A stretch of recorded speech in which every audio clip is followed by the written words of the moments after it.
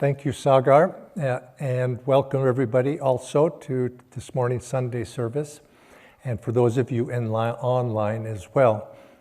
This morning's topic, as Brahmachari Sagar introduced, is ego, friend or foe.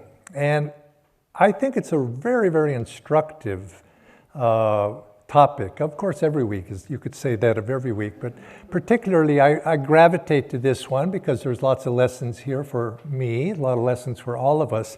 And I'd like to begin with the reading. I thought I'd read from the Bhagavad Gita this morning rather than Whispers, because you might say it gives a little bit of an opening to what we're going to be speaking about today. And this is from the third chapter, 3 stanzas from the third chapter, where Krishna is saying, "That man, however, succeeds supremely, O Arjuna, who disciplines his senses by an effort of mind, who remains inwardly non-attached, and who engages his organs of activity in God-reminding activities. Perform those actions your duty dictates, for action is better than inaction. Without action, indeed, even the act of maintaining life in this body would not be possible. Actions performed for selfish gains are karmically binding. Therefore, O son of Kunti, that is to say, of dispassion, perform your duty without attachment in a spirit of religious self-offering." Now, I think we all realize we live in an age that's extremely restless. It's an age that I think can be characterized as a very egoic age. And I think we live in a country that epitomizes the age in which we live in. Now, that's not to say that there's no country that's probably not egoic to some degree, because that's the temperament, you might say, of this age. But America, is what is America? So look at me, I scored the goal, and it's very, self-aggrandizing, selfish in many ways, drawing attention to oneself, me. And I think we know this is a characteristic, I think, to some degree of our country. I know, having lived overseas, you see Americans come to visit in India, and you sort of say, Americans, sometimes. Not that they're necessarily egoic, I don't mean to say it that way, but there is some sort of a expansive, bigger, a bigness to the aura, you might say, and sometimes it is egoic, but not necessarily always in a bad way, but it's there. And I think we know that this age, you could say that one of the challenges of this age that we've gone into, if we were to characterize it as Dwapara Yuga, an age of energy, one of the challenges of this age is to deal with this very element of ego. And I think all of us on the spiritual path, we speak in terms of overcoming obstacles, and isn't it always up there in the front of us, overcoming the ego? And actually, we speak about it. To be able to overcome the ego, we have to go beyond it. You could say we have to transcend it. And it's very much current. But when I speak about this topic, and I said I like to speak about this topic to some degree, is particularly in relationship to our path. The path of self-realization, the path that has been expressed by our guru, Paramhansa Yogananda.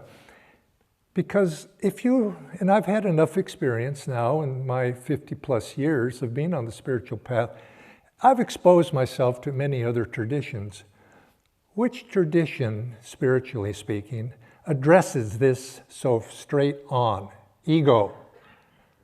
You don't hear that much of, transcending ego. No, of course, the world at large doesn't. What are you talking about? Now, Christianity doesn't really speak about transcending ego. It purifies ego, maybe, get good qualities, but transcendence of the ego. And the idea of speaking about the ego on the spiritual path, typically, even in the yogic teachings, other traditions, they talk about overcoming the ego. May even say, and I think anybody who knows better would not say to get rid of that, destroy that ego. Suppress the ego might even be said. But no, none of them really go into it very deeply except for this path. Master addressed it very directly. Ego is the soul identified with the body. So clear. So very clear. The soul identified with body, personality, or as Swami would say, ego is just a bundle of self-identities that we're sloughing off. But nevertheless, the title, ego, friend or foe, probably in the spiritual tradition leans toward the foe rather than the friend. Now we've come out of a different age. We've come out of this age of Kali, the very materialistic age. And of course, naturally in the spiritual traditions, the ego very much was looked upon as the foe. We must maybe even suppress that ego, those ego tendencies, they're negative, holding us back, thinking of ourselves, thinking, that ego tendencies that we all have. But I think really when we look at it, when we look back, there is that side. There's no doubt, there is that side. But I think there's a mistake as much has been made about this. It's not so much ego. Ego is just a part of our consciousness, you might say. It's egotism that really is the obstacle that needs to be overcome. Those ego tendencies that pull the energy down into the body, as Master would say. And this is what we're trying to overcome. But yet, I think, as I said, this topic is very pertinent for us, because Master did address this. It's at the core of the ego transcendence, the core of our teachings, not only all teachings really, but Master emphasized it. But it's also specifically, I think, important for us as devotees here in the Ananda Sangha on this path, because it's something that was illustrated and consciously spoken about by the founder here of Ananda Sangha, Swami Kriyananda. And to really understand Swamiji, to understand Ananda, our approach, you might say, to these teachings of Master through Swamiji, we need to understand this issue about ego, because the lessons that I'm going to share here were illustrated by Swamiji. And to understand those is to understand ego, the proper position of ego in our spiritual path. I was reading just recently one of Swami's books, A Place Called Ananda. And he gives an interesting story there. And one of a chapter, you might say, in his life, where I believe it would have been 1958, he was asked to go to India along with Dayamata to, take a visit. It was, you might say, the official visit, the first one back to India by representatives of the organization after Paramhansa Yogananda had passed on. But before Swamiji went to India, he was to meet Daya and some of the other nuns that had accompanied her in India. But before that, he went on a lecture tour of Australia, New Zealand, Indonesia. And he had gone with the intention of looking into the Ananda centers, because after all, prior to that, he had been in charge of hardly self-realization fellowship centers. He had been in charge of the center organization. And so he went to Australia, New Zealand and Australia both, and checking in and doing as normally would, giving satsangs with the groups there. But he was then invited to give a public lecture. Now, I had always thought Swamiji had done many public lectures prior to that, but the implication is that wasn't true. He gave many large lectures, but usually to devotees. This was a public lecture to non-devotees, the public in general, and one of the center leaders there, center organizers, invited him to do this and said, oh, we can get a big audience. And so Swami was sort of thought about it. He says, well, is this the right thing to do? And he said, well, yes, let's do this. And then he says, we need to promote this. And Swami said the lesson he learned here was he learned at that point the art of self-promotion. Now, right off the bat, you can see he was hesitant. Self-promotion. He was a monk in SRF, which doesn't do self-promotion. It does, even to this day, not very much. But he was invited. He said, well, it seemed like the right thing to do. And so he acquiesced. And they promoted Swami Kriyananda is here representing the teachings, and so on and so forth. His picture, and so forth. He said it went tremendously. Big crowd, many hundreds, 500, 600, 700 people came, and people were introduced to Master's teaching. He then went up, did the same thing and went to Indonesia. It was Bali, I guess it was Bali. And again, many hundreds of people came. And then from there, he went to India, and he mentioned something, and he wondered if he should tell Dayamata about what he had been doing, because this was out of the norm to be able to self-promote like that. But he meditated on it. He says, I'm reaching all these people. And he went to India, and he didn't. He said, I thought it would better just to let it lie and not bring it up. And so he did.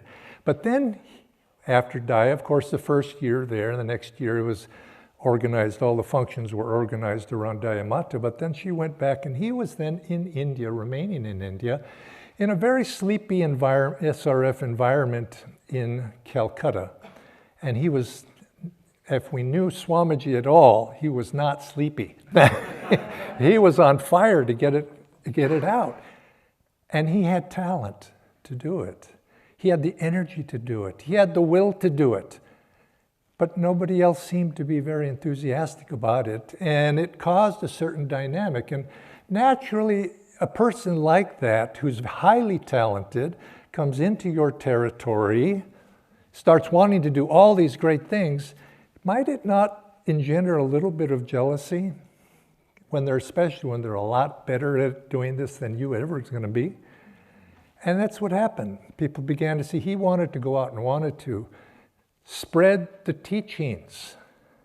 And he discovered something from his lessons of going through Australia and through New Zealand, that if you want to get the message out, you have to promote it.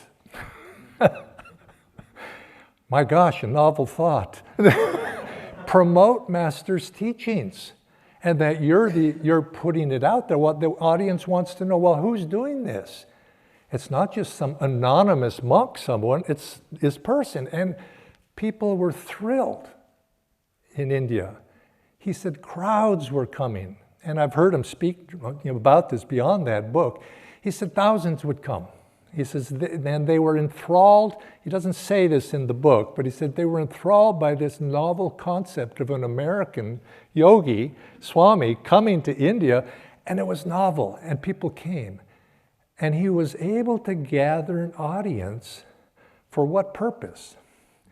Not to, look at me, it wasn't that. It was saying, I'm here to introduce you to something fantastic, something that can change your life. And thousands came. Unfortunately, by doing that, he planted the seeds of his own separation from self-realization fellowship. The jealousy in India, the notes going back to Mother Center. This guy, he's a supreme egotist. He wants to separate the work. He wants to call attention to himself. What do you do if somebody is taller than you and you want to, you're kind of always looking up, you cut their head off, right? That makes yourself feel taller. Well, that's what happened. And this sort of attitude, it's in all societies. But let me believe me, it's in India as well. And, making the other one small, the rivalry between spiritual paths, it's a sad thing, but it's there. And so you found this, and that sowed the seeds of his ultimate separation. But he wanted to share Master's work. And he, as I said here, and who engages his organs of activity in God-reminding activities. He wanted to get it out. And he realized that he was an instrument for that. He needed to be an instrument. He was put there to be an instrument. He was not put there to, sleep in Dakshineswar. It wasn't that. So he engaged himself. But I think, listening to Swami after all those years, tell his stories over and over again, I think he suspected that, that he was on a little bit of shaky ground there, because he hints at that even he didn't tell right at the beginning, because he knew that the cultures were such of the culture that he had been brought up in monastic tradition in America, and the situation he found himself there in India, which was a very different culture and then needed what he had to offer. And so the lesson here, you could even take it back to are you going to hide your talent under a rock? No, you don't hide your talent. You use that God-given talent and it multiplies. And that's what Swami did. Now, of course, for all of us, this is dangerous. Now, it's not just dangerous organizationally with Swami. It's dangerous for us, individual, because I remember Swamiji, and I've said this before, when Swamiji once was, he would say that the three important things of the spiritual path to last on the spiritual path and succeed on the spiritual path. And he would give three different things in different times. It wasn't always the same three things, but the one time he did, he was saying you got to have a sadhana. You got to make the spiritual path a matter of life and death. And the third one was, which I found interesting at that time, you need to have self-honesty. You see, because if you don't have self-honesty, you don't see yourself in a very good perspective. And that ego tendency, which can pull us into all sorts of dangerous waters, you start to justify in the wrong way. You have to use yourself as an instrument, you have to have a sense of detachment, isn't it so? You have to be able to be outside of that ego a little bit. Like Swami in his latter life, he would say, I've come to see Swami Kriyananda as simply something for which I am responsible. He wasn't attached to it, but he wasn't out, so far outside that he didn't have some responsibility for it. You see, he was. So we're responsible for what we need to do. But we cannot non-act. He says, perform those actions which your duty dictates. Now, if your duty is to represent the teachings of our Guru, you got to do that. And you got to use the tools at your disposal. And if you have the talent, you use your talents whatever way. For action is better than inaction. Without action, indeed, even the act of maintaining life in this body would not be possible. We have to act. We're not going to escape becoming non-egoic by not doing. We have to do, but we have to do in the right spirit. We have to learn to be able to have that introspection, which is, by the way, is one of the niyamas. We have to have that. We have to have that and be able to use that tool. But remember, a tool, it's a double-edged sword. It's a double-edged sword. But that's how there's no safe way in the spiritual life. I'm going to be safe on safe ground. There is no safe ground. You're on a razor's edge at all times. You're either the likelihood of falling off is high. So and you're always there. So you have to act, but I don't want to be egoic. Well, act in a positive way that takes you in the direction of overcoming the ego. Use the ego, like the old image of use one splinter to get rid of the other splinter and then throw both splinters away. And so we have to use it, but we have to use it wisely while realizing the danger that it imposes on us. But if the choice is between using it and doing nothing, use it and make the mistake. You'll learn something, maybe. We hope. And because how else? Because the ego is a supreme gift of God. We would not be here. We would not rise above the animal level unless we were given the ego. It's what separates us from the animals, because we have that desire of, I want to make something of myself. I want to become rich. I want to become famous. Those don't serve after a while. Well, I'm going to try something else. I'm going to have this and that. I'm going to be the star. That doesn't work. Pretty soon, you start refining it. And little by little by little, you realize none of that, not this, not that. And then ultimately, it's what brings us to God. It's that gift of aspiration, of failing again and again and learning from it. And that's what ultimately allows us to make a gift. But remember, it's ultimately, the goal is to transcend that ego. I always liked, I remember Swamiji saying that Moses was a enlightened master. And the historical Moses was a divine master. But there's the symbolic Moses of the Bible, also is a symbol. Moses of the Bible is a symbol also. It's a symbol, and Moses leads his people out of the wilderness, across the wilderness, out of bondage, out of slavery. It's Moses who leads them. And what does Moses represent? Moses represents the ego, leading them out of bondage. And it's the embodied ego, it's the ego leading them out of bondage. And what is the price that Moses pays for some of his mistakes? He can lead them to the promised land, if you know your stories, but he can't go in. You see, he leads them to the promised land, all the Jewish people, but he can't go in. And that's the ego. The ego leads us to the gate, into the gates of the Shushumna perhaps, into the gates of the inner kingdom, but he has to stay outside. But yet, that's a big task. And that's the task, you might say, of raising this embodied soul up to a level of divinity. So we have to honor that, but it is a sharp-edged tool.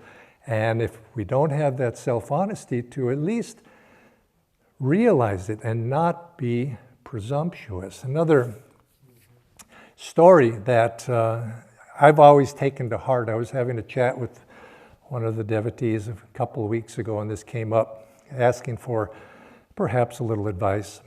And I look back on my life, and it comes down to this thing of being self-honest. And it's the story of Odysseus. I know you all know your Greek classics, but also known as Ulysses. But Odysseus, he crosses, gets on the bad side of Poseidon, and there's a long story there about the Cyclops, but he gets on the bad side, and he's condemned, not to death, but he's condemned to wander. He's heading home. You see, now there's a lot of symbolism here, which you can read into it yourself. He's fought this big battle. He's now trying to head home with his sailors, and they're on the sea, and he crosses the gods, and he's condemned to have a very difficult journey and a lot of challenges.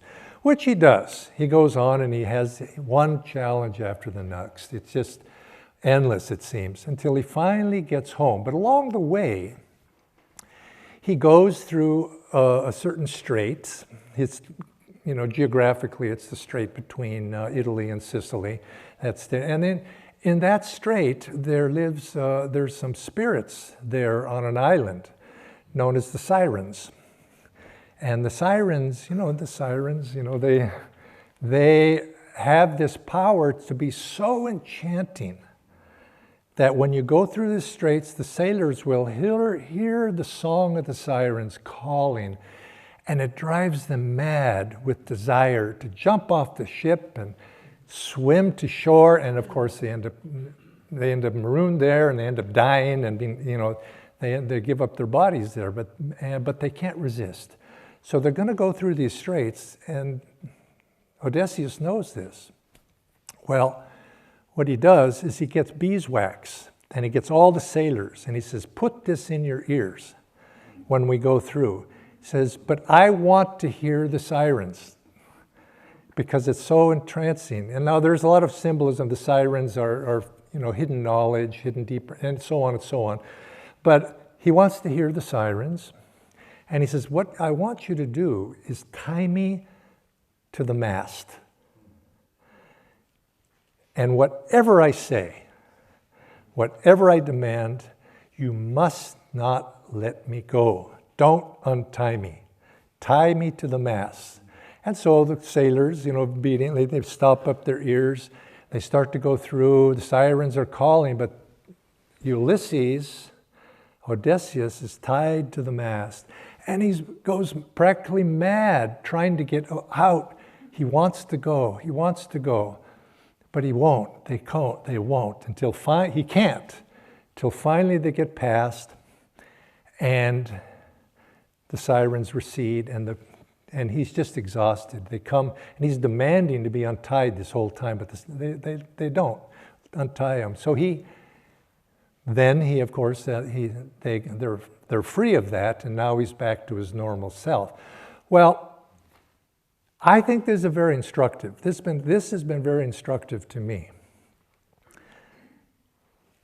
Combine that with this niyama of swadhyaya, being extremely honest with yourself.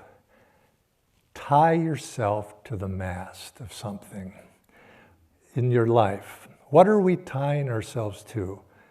And I think in a sense, when we talk about this, it could be ego, which we're dealing with now, or it could be self-promotion, which you're dealing with now. I want to be an instrument, but what about if I go too far this way? What about if I go too far there? It could be desires, the Sirens. I kind of want to hear, I kind of like this sort of thing.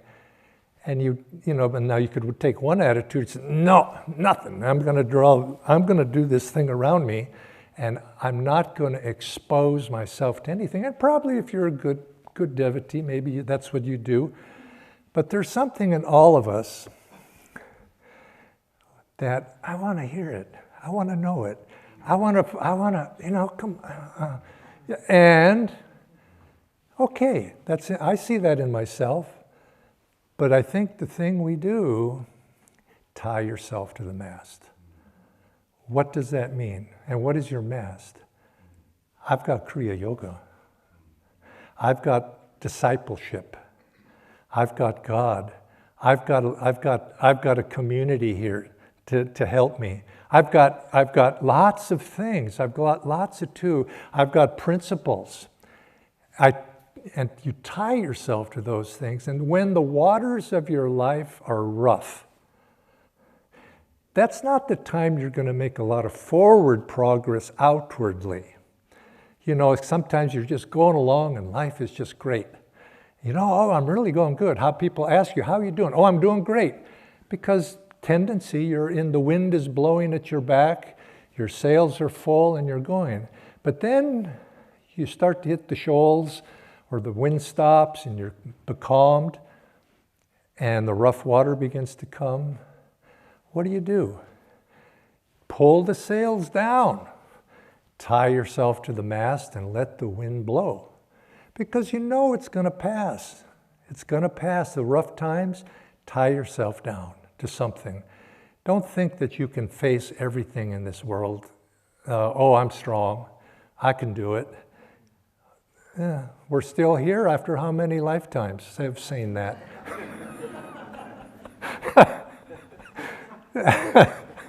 It don't work that way. You know, tie yourself to the Mast and tie yourself to Guru. Is what I mean. I mean this, you know, somewhat literally, but also, you know, symbolically. And you find that, and then when the rough waters come, so we have to. So in this whole topic here, it was about the ego. Ego is a temptation. It's with us at all times. But yet, it's a temptation we have to face, and we have to find ways to work with it. And the couple things I've mentioned already is, one is engage yourself in serviceful activity. Work. We got to work. Why not work in the right way? Work in a way that's going to free us. I got to work for myself. Hey, that's okay. Work for yourself. Make $1 million. Do it. But share it with other people. I want to read something, a second reading I have here. This is Master, he wrote. And now this is called the social way of reaching God. He gave different ways to reach God. And I remember when I first read this, I'd been on the path maybe once or 2 years, a couple years. And I don't know how I came across it, but I did. And he gives the meditation and the technical way, and then he gives the social way. And I always said the social way. You know, that's sort of the, you know, that's not the real way the yogi goes about it. That's meditation, and it's technique and pranayama. And he was helping, and I thought that's kind of for the wimps, to do that. And I come to see 100% flipped. This is the way to God. This is the way for us in this age. This is for us. And he says, every human ego can imagine itself spread out in space, but can feel itself only as the body. So you can imagine yourself, as the yogi, transcendental, but you're in this body. It's not a lot of people, you got to be honest. Where are we right now? It is when the ego begins, through practical sympathy, to feel itself in other bodies that it begins to regain its forgotten omnipresence. Feeling yourself in others. Unlike the short-sighted worldly man, the divine soul works not only for himself as one body, but also for himself as the body of all others. So, you must learn not only to feel hungry, or to desire to be prosperous, or to wish to be healed, or to long for wisdom for yourself in one body, but for yourself in all bodies, in all minds, in all lives, in all souls. He goes on. Hence, the social way of developing cosmic consciousness is to love your family, your neighbors, your country, the whole world as yourself. Include the world in your love and call yourself a cosmic citizen. Now, implied in this, of course, is serving that world and being an instrument to be able to help that. You are the king, and in the kingdom of your love include not only all human beings, but also animals, flowers, the flock of stars pasturing on the long savannas of the blue, and all living creatures in your kingdom. Love all men as your brothers. Love all women as your sisters. And love all elderly men and women as your parents. And love all human beings, the black, the brown, the yellow, the red, and olive-colored races, as your friends and brothers. This is the social way of attaining cosmic consciousness. And this really was the essence of Master. And it's so expansive. And his energy, his personality was embracive. And this was how Swami was. Now, when he was in SRF, he had those qualities, but they were somehow channeled in a certain way. But then when he was in India, he needed to bring a larger domain, a larger perspective. And of course, it ended up in a painful experience of separation. But nevertheless, I came to know him. Many of you had the blessings to come to know him. His very nature was one of embraciveness, of expansiveness, of wanting to appreciate beauty. And anything he appreciated, he'd share that beauty, of reaching out to other people. And this is the lesson I think that we take. He said, expand your talents. And then, don't leave it there. Share, expand, reach out. And that's what we have to do through our efforts. And this is, I think, the lesson that he gave to all of us is characteristic to what Ananda Sangha is about. Be expansive, be loving, be sharing, reach out. Don't be afraid. Just, that to share what you have. Don't just, like that. When your duty calls, there are times when you go within. Yes, be with God, but when you're with your others, be with others, share with others. And this was the message and you could say the characteristic of Ananda Sangha. And I think it's that sense of using the ego as a tool for our own salvation, purifying it, yes, and ultimately offering it up at the foot of the divine, at the feet of the divine. It's not me, it's you, Lord. Till ultimately there's like Kriyananda said, there's no Kriyananda there anymore. It's just Master. It's just Master flowing through him, because in the act of service, in the act of offering, you forget your little self. And you find that your true joy comes in the service of others. Your true joy comes in the sacrifice. Many people don't like the word sacrifice, but sacrifice is joyful if done in the right spirit, because it's freeing. To sacrifice a ball and chain is great. It gives us a great sense of freedom, and that's what it means. Ego, friend or foe, it's both. If in the context we want to, you might say, make friends with it, but realize, be careful, but nevertheless, use what needs to happen to tie yourself to the mast so that you keep your eye on the goal. And even when you stray, because you're tied, you're not going to stray too far. But in that way, learning your lessons, we grow strong. And ultimately, we can throw those chains away. God takes those chains away from us. And our guiding principle is the joy that we feel in everything that we do in Master's presence. Be a servant of the Guru, servant of the Master. God bless all of you, and may you find that joy in your own lives. Om Guru. He who clothes the field with lilies, he who feeds the birds of the air, he who floods the hills with sunshine, he whose love all creatures share. will he not clothe us? Will he not feed us? Are we not like them his own?